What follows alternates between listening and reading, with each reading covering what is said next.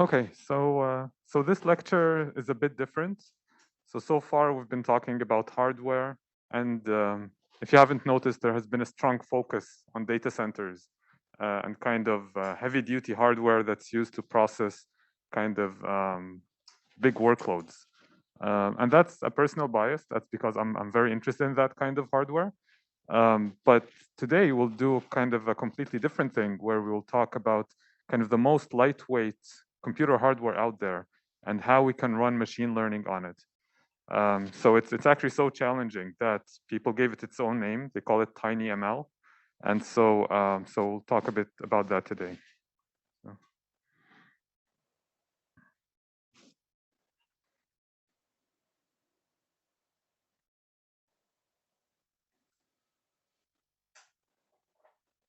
Okay. So how's A1 going? Is it too difficult or too easy? Um, as like, what do people think? Who thinks it's too hard, for example? No, too easy. It's not too easy. Okay, okay, that's good. So it's medium. So the other thing is I put in kind of this discussion poll to decide on a time for the Cerebrus lecture. So they can't do our regular time slot because most of them are on the West Coast, and definitely the person who's giving the lecture. So they need to do a different time, I think starting from 11 a.m. our time. So basically just fill in all the time slots that work for you. Please try to do that today so that I can get back to them, so that they can get back to me. And then we'll just change the time of the class for that one time, if that makes sense. Um, okay, so we'll talk about tiny machine learning. And so this lecture is a bit different because I didn't actually create the slides. It came from these guys. So this is a professor at Harvard, Professor Vijay Reddy, and then Pete Worden and Lawrence from Google. And they basically founded this idea of TinyML. And they wrote the book on it, and they created 3 courses on edX, which is like Coursera basically, to explain what tiny machine learning is. So they've been very generous, and they've given me all of their slides, even all of the source material for their slides and their assignments and everything. And so that's what this lecture is based on. And I've basically compressed 3 courses of edX into this one lecture. So we'll try to go through all of it, but if you want if you're very interested in this topic, then I'd recommend their courses as well. So what we'll go over today is 3 things. It's always three things actually. The first one is, what is TinyML? Why is it called that? And why is it different from, regular ML? Second thing is you've all, or most of you have taken one of those kits here. So we'll use that for our second assignment, which is an assignment that would kind of walk through, um, a machine learning model from training all the way to deployment on actual hardware. The kit you have is the hardware that you're going to use. So it's a very kind of constrained kind of hardware, microcontroller. And so we'll go over what's in that kit and how to, maybe briefly how to use it. The rest of it will be in the assignment handout as well. Like I said, you're borrowing these kits. After you're done with the assignment, you can give it back. You can also keep it for the whole term, I don't care, and just give it back in the end. That's also fine with me. And if you're really interested, you can buy one. I think it's $50. You can buy it from many vendors online. And then the third thing, we'll talk a bit about TinyML software, which is also quite different from regular software. And so we'll talk a bit about how they make it so efficient that it can run on this tiny device. Okay, so how many people here have taken an embedded systems course? It's good, a few hands. That's good. So basically, what is an embedded system? It's a system in which you have, a processor in the middle, but you also have these inputs coming in from actual sensors, and then the output goes to actuators. So this is different from a regular computer, right? Because a regular computer usually is hooked up to an Ethernet cable for the inputs, or a mouse and the keyboard and things like that. This is a bit different because it is designed so that it can interact with the world around you. So So what is an example of an embedded system? If you're wearing a Fitbit watch or a smart watch, that's one example. So what are the sensors in this watch, for example? What kind of input does it get? Ac- Accelerometer, GPS, heart rate monitor, for example. Yep. And then it has a tiny processor, much like the one you have with you in this kit. And the output is this LCD display, obviously. Another example is kind of a thermostat or a smart thermostat, like this Nest thermostat. So its input comes from the rotation when you rotate the Nest, temperature and humidity sensors. So we're already starting to see, it has many different kinds of sensors at the input, right? And then the output is kind of a control signal to control the temperature. So these microcontrollers are actually ubiquitous. They're everywhere. And it's easy to kind of not realize that they're in everything you use. So this new remote that I got, it also has a microcontroller. Your washing machine, your microwave, all of these devices have microcontrollers in them. Something like I think this is the Amazon Echo Dot. This also has a microcontroller in it, and this is how it functions. So let's open up this box and see what's in it. So it has a few sensors, in this case, an array of microphones to sense the input. It has a processor, which is a small microcontroller, I think almost a bit more powerful than the one you have, but basically the same thing.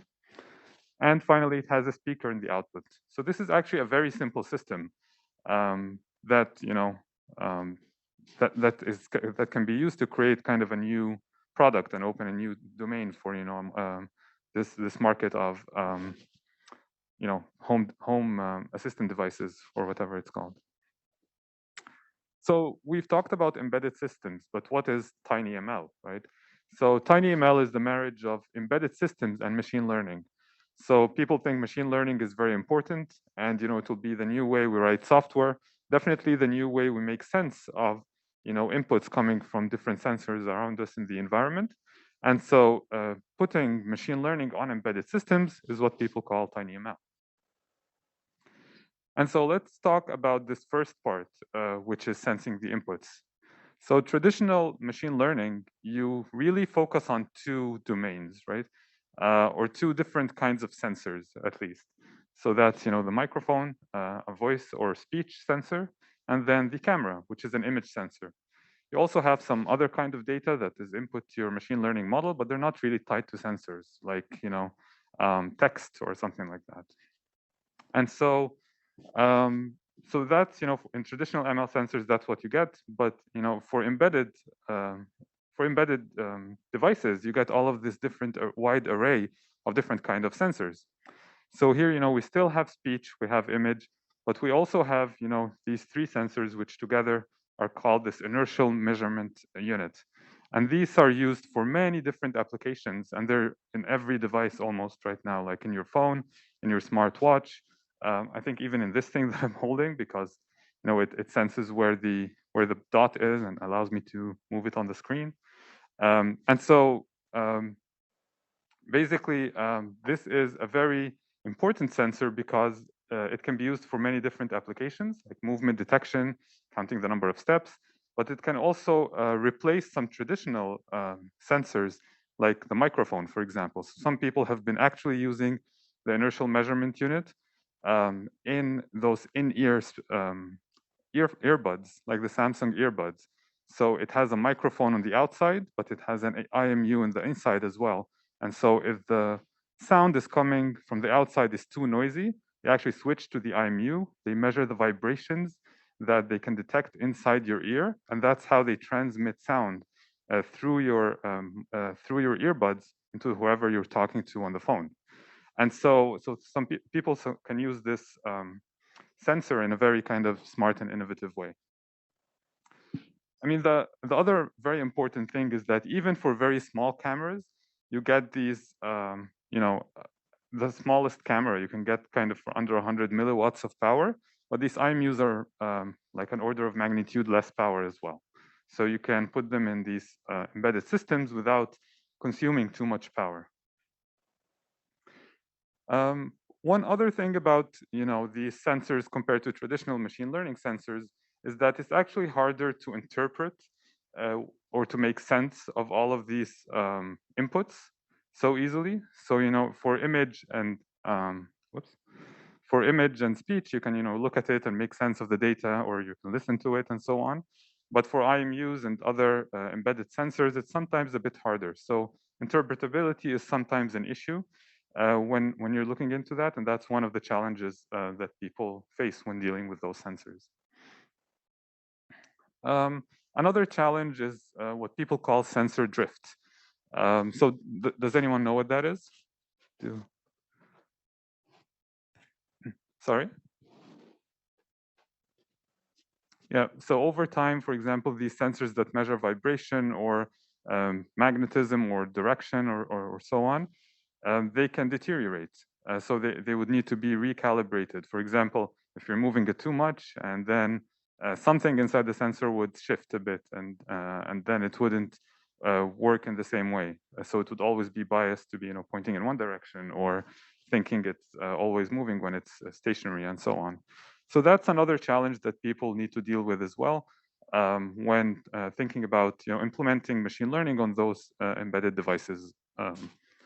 Yep. So we talked a little bit about sensing the inputs, but now let's talk about the processing, which is what we really care about in this case, and which is also presents the main constraint of implementing machine learning on those TinyML systems. So far we've been talking about these, large compute devices, in this case a GPU. So that's how big a GPU is.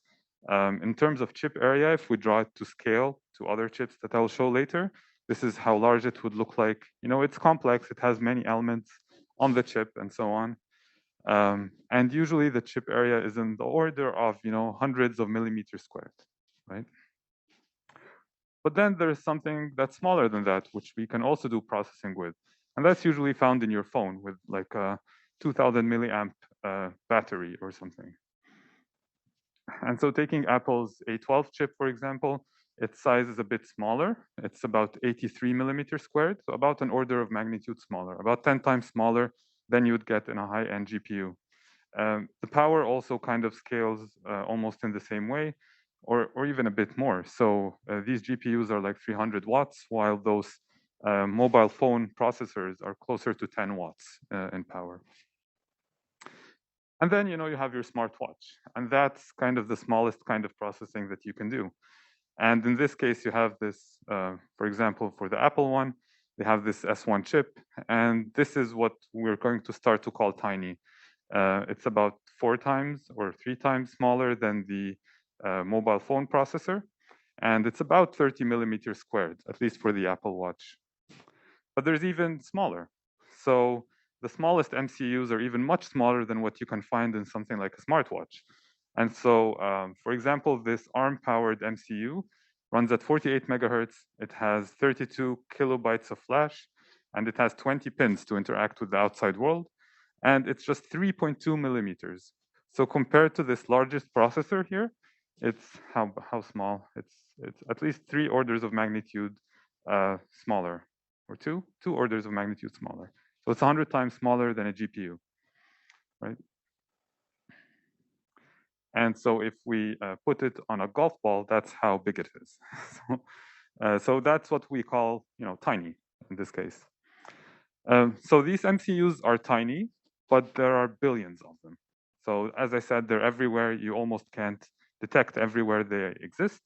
And so, so the real power is, you have them everywhere. And so if you can do that kind of machine learning processing on them, then you can really do something, fancy or smart, intelligent everywhere where these MCUs exist.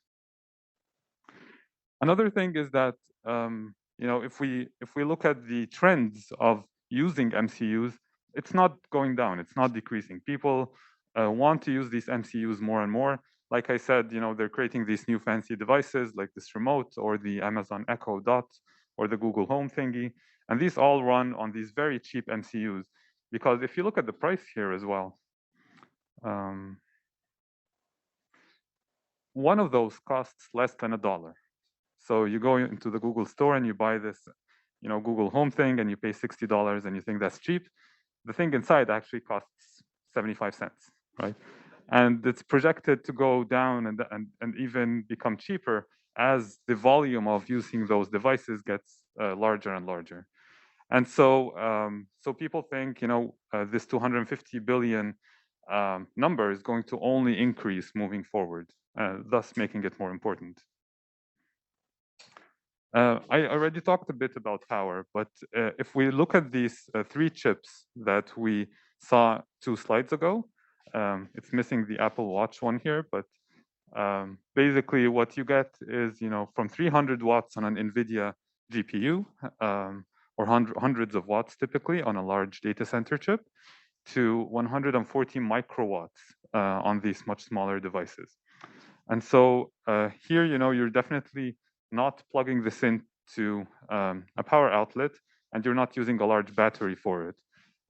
Instead, you're using those button cell batteries, for example, and you want it to run for a long time as well. You don't want it to run for a day or two and then change the battery. You want it to run for a year. And so you can do that at this kind of power envelope as well.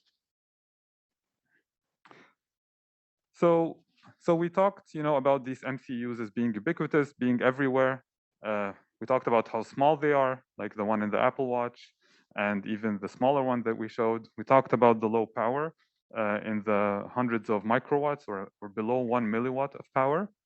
We talked about the low cost, and that's why we, think it's going to have a very high demand, and that's why we also think it's important to start using this for machine learning as well. Okay, do people have any questions about this intro of what is, tiny machine learning and why you should be interested in it and why it's important? No? Okay. So I know all of you are doing the studio thing, right? And so keep, TinyML in mind when you're thinking about creating a product or creating something, because, it's often overlooked. You think, oh, this is an MCU, I can't do much with it, but but now you actually can do a bunch of things with it, and it could be interesting for these kinds of projects as well. Okay, so you all took these kits in front of you, so we will just walk through what's in that kit. And yeah, for like a chance for you guys to ask any questions about what's in there and how you can use it and stuff. Yeah, feel free to open it up and play around with it. Okay, so like I said, for the latecomers as well, so we're going to use this kit for our second assignment, which will be released next week, I believe. And then you're borrowing it for that assignment, and feel free to give it back afterwards, or it's fine if you keep it until the end of the term. I don't care, as long as you give it back. So, okay, so what MCU is in there? So what you have is something called a Nano 33 BLE Sense. I think BLE stands for Bluetooth or something. But you have, this development microcontroller board with a USB cable as well to connect it to your computer and to program it and stuff. So the MCU inside is based on an ARM M4 processor. And so the M series of processors that come from ARM are not the ones that you have in your phone. They're the ones destined for these microcontrollers. So they're a step smaller, and we'll go over the family of processors there. It has 1 megabytes of flash and 256 kilobytes of RAM. So that's a quarter of a megabyte. Yeah. That's a good question. I mean, these slides are from people from Google. So AI enabled means it's compatible with Tflight Micro. But it's nothing special on the board itself.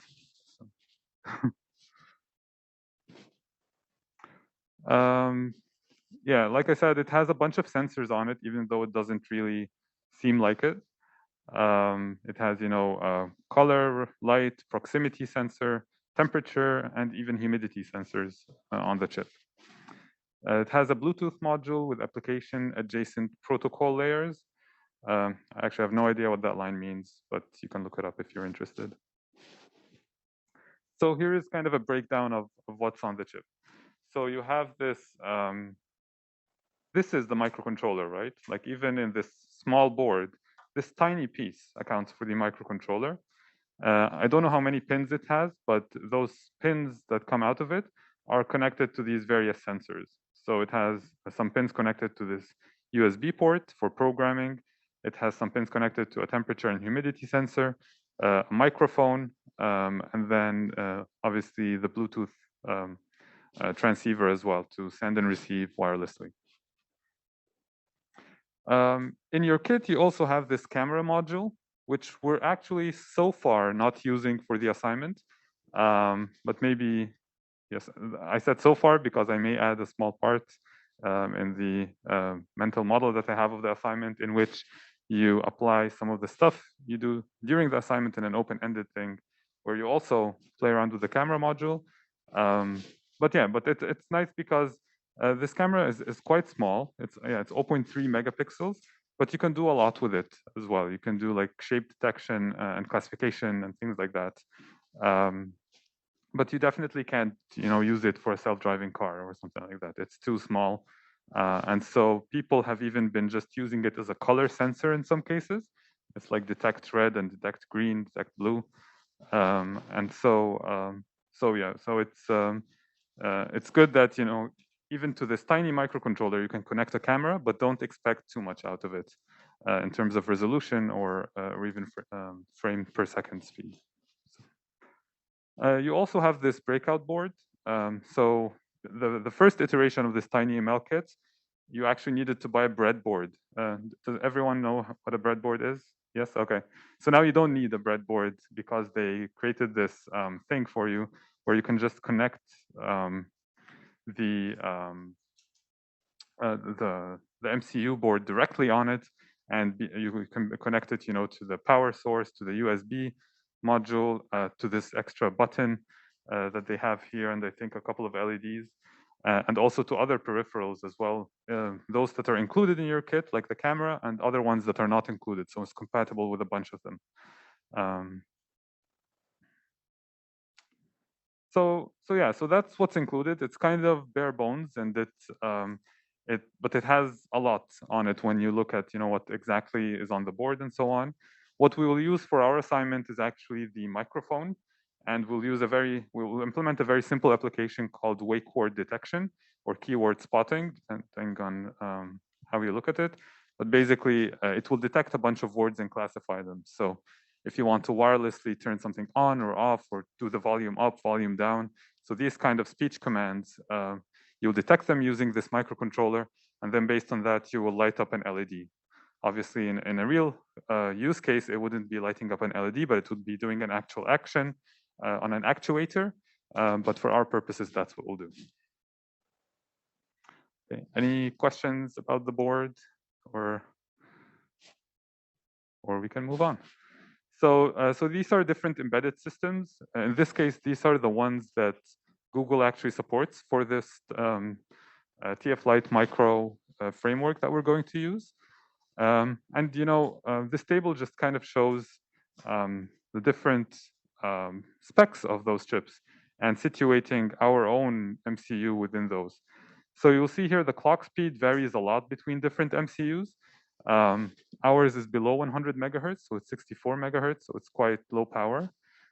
You do have some more fancy ones. I think this one even supports Wi-Fi and stuff, where you can go up to 400 megahertz. You also have smaller ones, which go down to 48 megahertz. Memory is one of the key issues on microcontrollers. So flash roughly corresponds to a hard disk, and RAM still corresponds to the normal RAM or working memory of your device. But flash is a bit different compared to a storage device like a hard disk, because you still have a parallel interface to it. So one thing you should keep in mind about flash: treat it as a hard disk that you can read very quickly from, but you can't write too quickly to it. So usually you store your program memory there. So things like your operating system, or your your machine learning model in this case, or the Tflight Micro framework, that will go into flash so that you can read it quickly and do operations using that. But then RAM is where you would write intermediate results and do this kind of thing that you do with working memory in general. So you don't actually need to copy the program into RAM, You can read it straight from the ROM, so that's different, to a traditional computer. But whenever you need to write something, it will be too slow if you want to write it on flash. So you always write it back to RAM, if that makes sense. Yep.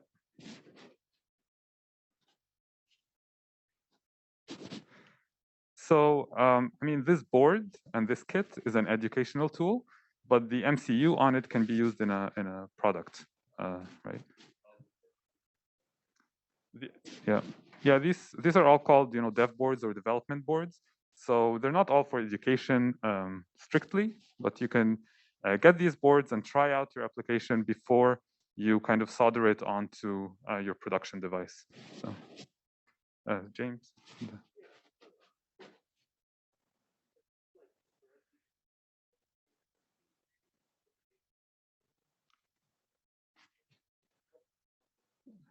So they don't use TensorFlow Lite. They use TensorFlow Lite Micro. So it's actually very different to Tflight.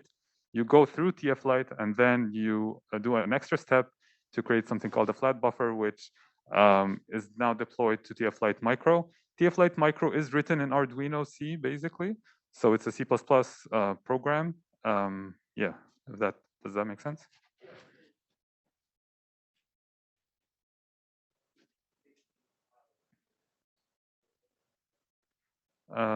Yeah, so what we will actually do is the ML part will still be in PyTorch, because I don't want us to kind of keep switching frameworks. And then we will do a conversion from PyTorch through Onyx to Tflight, and then Tflight to TF, then Tflight, then Tflight Micro. But I will give you a script to do all of that, so you don't have to worry about it.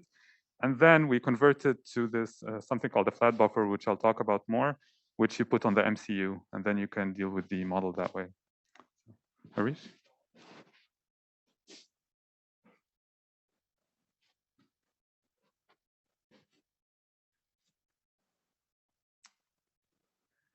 Yeah. Yeah, that's a great question. So, I mean, another distinction between, we have our high-end server devices, we have our mobile devices. I've seen training being done on both, definitely on the server one. There's some federated learning, which we'll talk about in later lectures, that can be done on mobile phones. You cannot do training on MCUs. It's very difficult. Many MCUs don't even support floating point operations, and just the amount of memory is too constraining. So I haven't actually seen any kind of training being done on MCUs so far. So it's just deployment. And people would usually train their model on a GPU or something. So.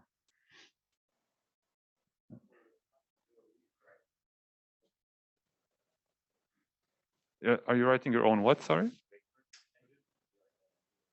No, no. You're going to use Tflight Micro, and then I'll just implement a model, quantize it, and deploy it to the board. Although if you want to write your own framework, you're welcome to. Okay. So these are kind of processor cores that ARM offers. And like I said, these M processors are way down here. So they are very simple processors, and they're very low power as well. So usually in your phone, you will have kind of an A9 or an A5 or something here from the ARM processor family. Obviously, the way it works is that ARM makes the design. A company like Qualcomm or Apple will take that design, put it in a system on chip, and then use it in their thing. And then they would send it off to a company like TSMC or Intel, and they would fabricate the actual chip. So ARM actually provides the processor core and the instruction set architecture, but they don't fabricate the actual chips. And this is the same idea with those M processors. So in this case, I think yeah. Yeah, it doesn't really say who is making this board. Maybe it's Arduino themselves, but basically someone took that ARM core, they put it on that MCU, they decided what pinouts they want to have, and then they created the chip through a company like TSMC, and they put it on the board as well. And so, so these M processors are the smallest kind of processors. In the middle, there used to be these so-called real-time processors. I don't think they exist anymore, but they're somewhere in the middle. They're basically, maybe their use case was, between mobile and embedded systems. maybe something like, I don't know, maybe fancy smartwatches or something. But I don't think these exist anymore actually, or are being used heavily. So, so, so these M devices, this is kind of a map of what is supported on them. So the very small ones just have, general integer arithmetic and data processing. So that's your Cortex M0 and M0 plus. And then the M3s have these advanced data processing um, instructions, like, you can do bit manipulations, like you can control, you can do operations on single bits of your input and things like that. So you have basically an extended instruction set. And then going to the larger processors, you have things like SIMD. So you would have, a four-way multiplication, for example. You're multiplying four numbers to four numbers in the same instruction, whereas before you had to do it sequentially, like one instruction at a time. And then finally, in the largest M chip, you would have support for floating point. So FPU stands for floating point unit.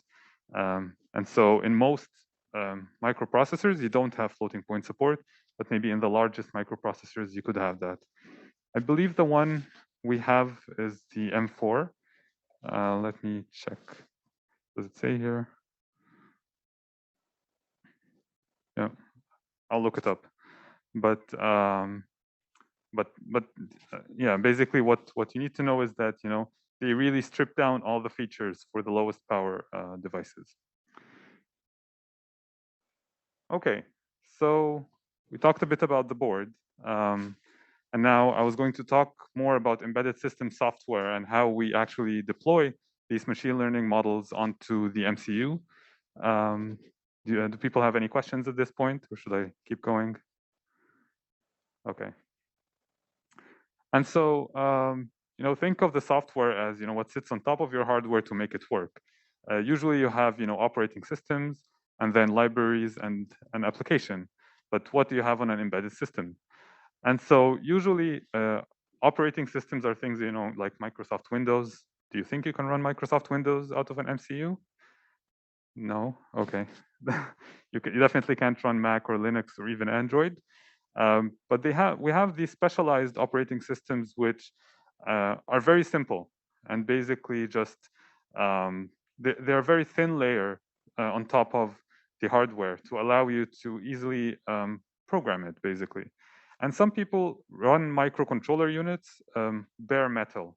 Bare metal means without an operating system at all, right? You're just literally programming what happens when you see something on sensor A, and what you want to do with it in C code, compile it down, and then it actuates something, right? How many people have worked with Arduino here? I've seen some. Oh, a lot. Okay.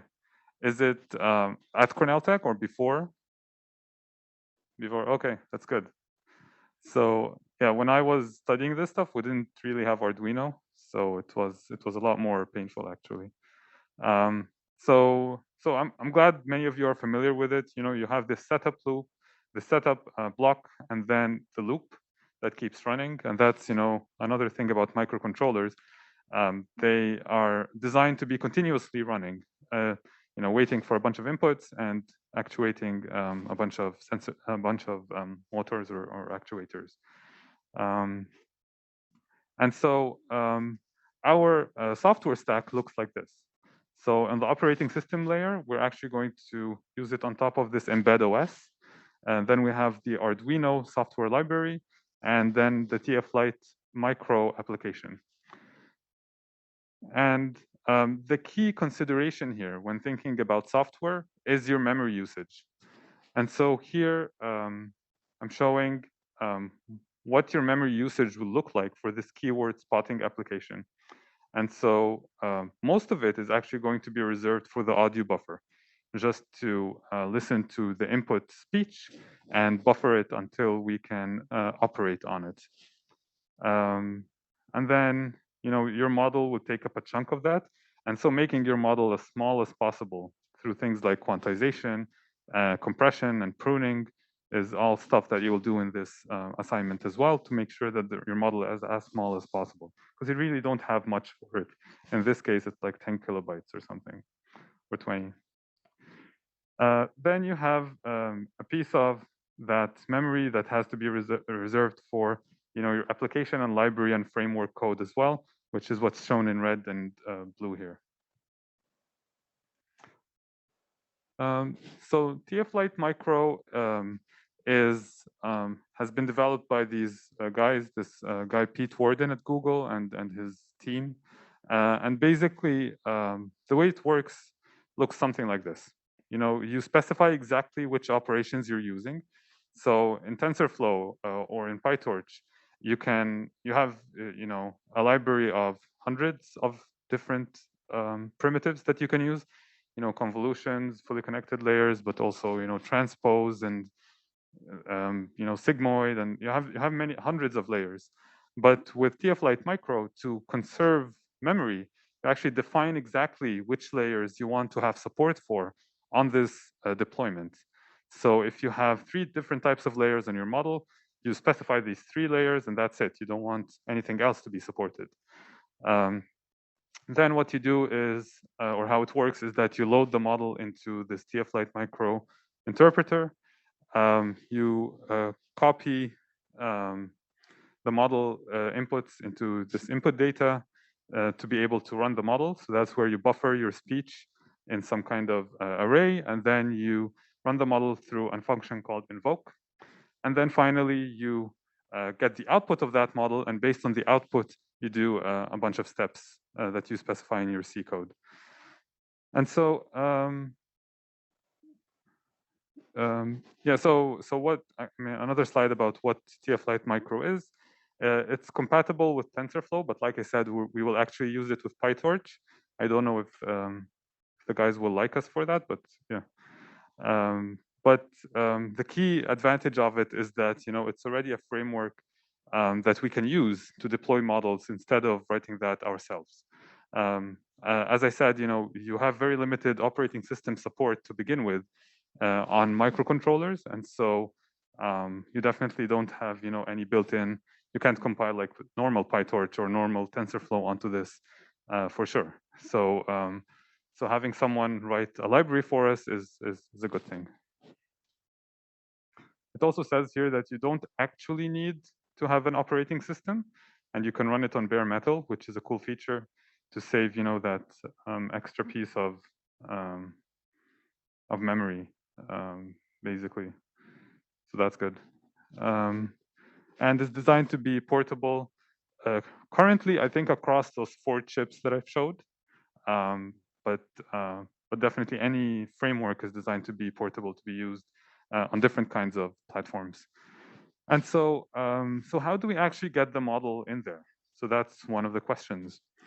And once you start looking at the code, you'll see that one line where you call get model, and that's what gets you the model. But how does it work? And how is the G model stored, or the model stored in this case? And how it's actually stored is like a bunch of, it's basically a byte array. So it takes a model defined in TensorFlow or PyTorch that is converted down to Tflight and then Tflight Micro. And then the converter creates this byte array that you simply copy and paste into your code. And the interpreter can make sense of this byte array. And all of the information of a model, including the model weights, the type of layers, the connection between layers, the activation functions, all of that stuff is stored in this byte array. And so this format, I think, is called flat buffer.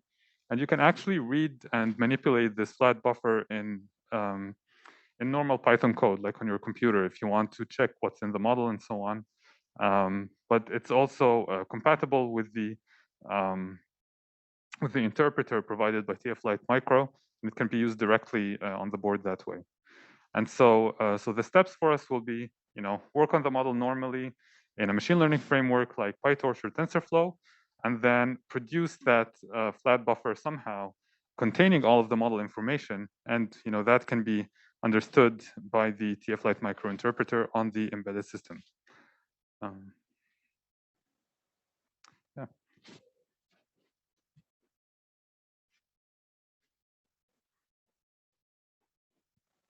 So yeah, so that's a good question, whether the framework that you use, PyTorch versus TensorFlow, affects the performance of the final thing. Answer should be no. So like I said, the way we're going to do conversion is actually through something called Onyx. And so we will get a PyTorch model, we'll convert it to Onyx, and then convert it to Tflight and then Tflight Micro. And so the only thing that could affect performance is if that conversion is faulty somehow, like if something goes wrong. And that conversion is usually very finicky.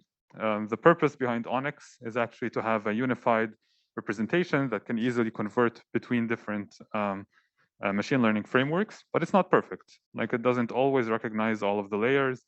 Some things are not supported really well and so on. And so if something goes wrong in that conversion, then it can affect final performance, but it shouldn't. That shouldn't happen.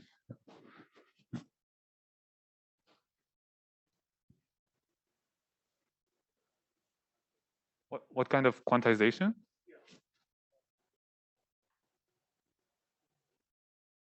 Yeah, so int8 is the most common one. Definitely not all of these microcontrollers support bit manipulations anyways, so going below int8 can be challenging. Yeah, I think it's mostly int8, and that's what we'll use as well.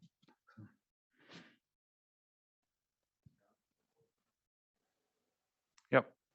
So basically, what your chip sees is this byte array. It doesn't see anything before that. So that's the whole model definition, the trained parameters. It's all in this byte array. Nothing before that is is related to the MCU really. So yeah, so like I said, the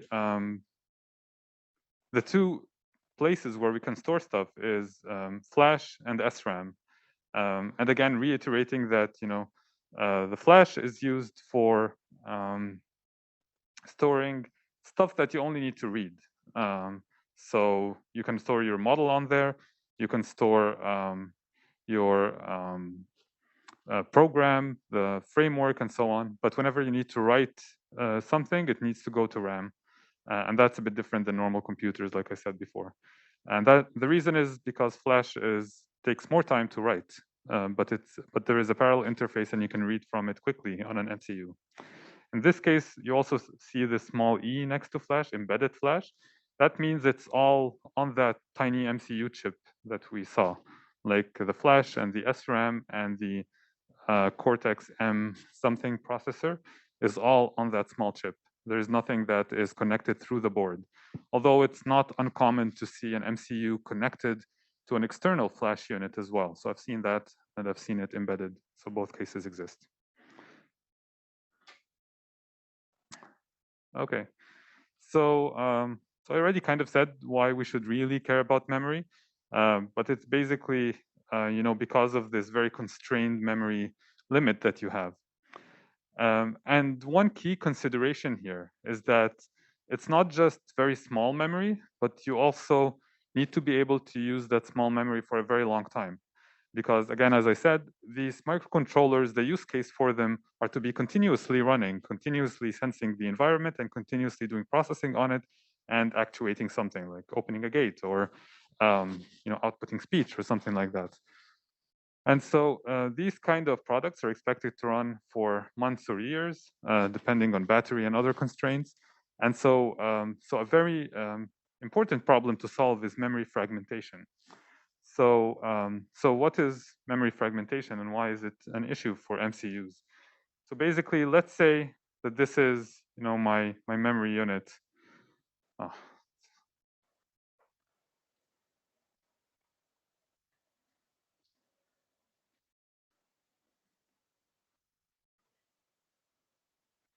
okay, so and it kind of works. So if I need to use, let's say that's 100 kilobytes or something, and my program only needs to use 500, so that's a great thing, right? So I use 500. That's approximately half, and so I'm using that part, and then my I get another set of inputs, and and then I need to use 500 kilobytes again. So I free up that memory, and then I use these 500 kilobytes, and then a piece of my program needs to use 10 kilobytes somewhere, and so I allocate it here. So here's 10 kilobytes, and then I free up this 500 kilobytes, and then I need to allocate it again, and okay, it still fits. So maybe I put it up here, and then I need to allocate this 10 kilobytes again for some control logic or something. And then I free up this 500 kilobytes, and then that's now fragmented memory, because now if I try to allocate a contiguous buffer that is of size 500 kilobytes, even though I have the space, if I add those pieces of free memory up together, I can't allocate it anymore. So that's called memory fragmentation. And that's something that you need to have as a key consideration when running these MCUs, because you need them to run for a very long time, and they have very limited memory, right? So even if there is enough memory overall, sometimes you can't actually run your program in this case. So I mean, we talked a bit about operating systems and how the operating systems that run on these MCUs are very simple. And so the key manifestation of that is actually you don't have a malloc or a new command. You can't allocate a new buffer dynamically in your program. You have to pre-allocate all the buffers that you use. So you don't have operating system support for that. So it's a limited kind of embedded C++ instead of just full C++.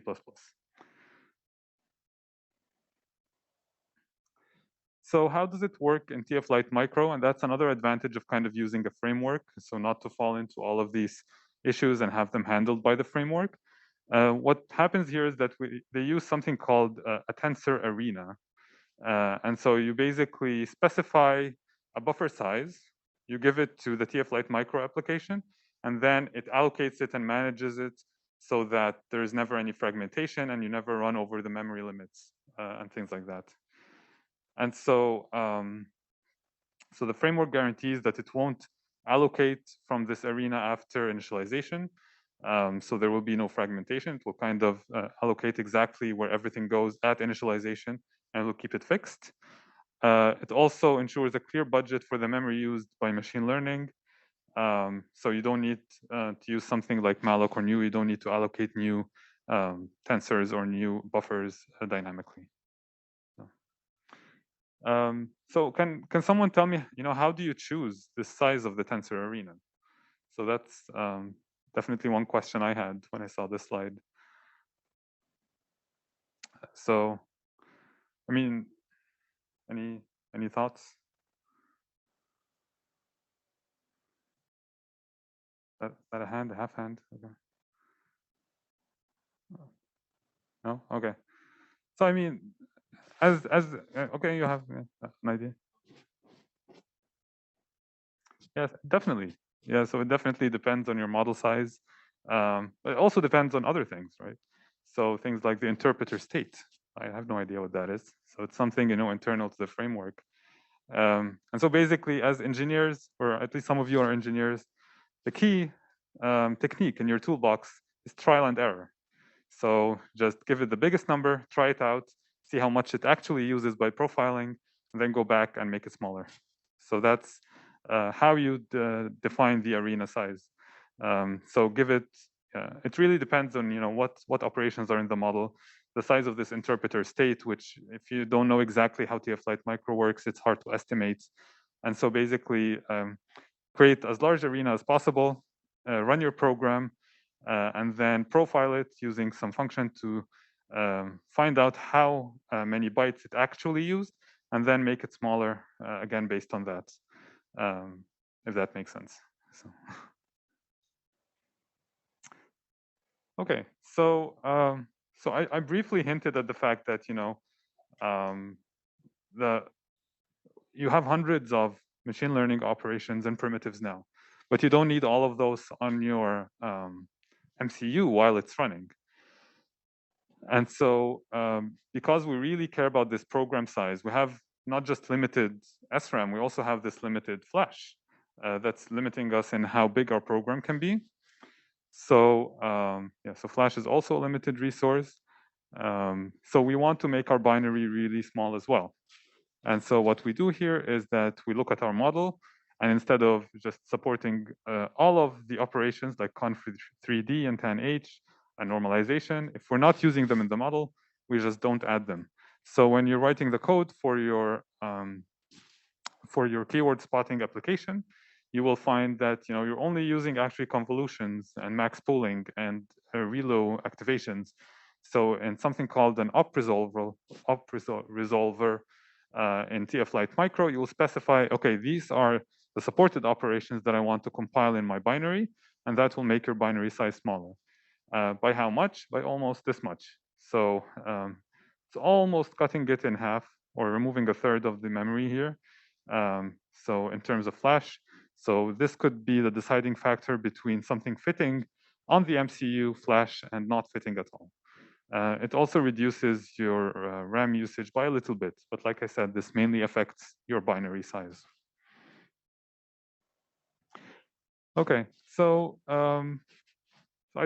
so I'll stop here again and ask if people have questions about kind of the software used in this Tflight Micro and in general on embedded systems for machine learning. If people have any questions or any thoughts about how it works or anything at all. Okay, not really. Okay, in the rest of this set of slides, I actually have like a detailed walkthrough of the keyword spotting, KWS stands for keyword spotting, application architecture. And this should really help you in your assignment as well. So treat it as documentation of what's going on there and something kind of to go back to. I wasn't going to run through the whole thing in this lecture, but maybe because we have like 10 minutes left, I will go through it quickly and kind of comment on what's in there. And so, the machine learning workflow is a long one, especially when you're deploying to a device like an MCU. And so in this case, you collect the data. Data collection and pre-processing is kind of a key part of machine learning, which I haven't personally dealt with that much, but is of key importance, frankly, and what makes these ML models work. And then there is, I need to design this neural network somehow, optimize it, train it, and have it ready to do the actual task. So this is where you will start from in your assignment. And you will do this not in TensorFlow, but in PyTorch. Then you will evaluate and optimize the model using things like pruning and quantization, also in PyTorch. Finally, you will convert the model using a script that I give you all the way down to Tflight Micro. And that's how you will deploy the model and make inferences on the actual chip. And so we'll talk mostly about this model deployment part and what's happening there. And so as you're probably mostly familiar with Arduino, you have this initialization block and then your main loop or your main running of the code. And so what happens in the main loop for keyword spotting application, we have input coming in from a microphone. We have some feature extraction. So usually when your speech data comes in, it's an analog waveform of amplitudes of what it's hearing, and that's converted to something else before it goes into a machine learning model. Do people know what that is actually? So what do you actually process in a neural network when you are processing speech? I really can't hear. Sorry? Sample. Sound wave. Yes. So you have a sound wave coming in, which is kind of analog, right? So you can actually put that straight into a machine learning model somehow, but people don't do that. People usually do some pre-processing first. I'm sorry, I don't think I can hear really well, but maybe I should give a mic to you guys or something.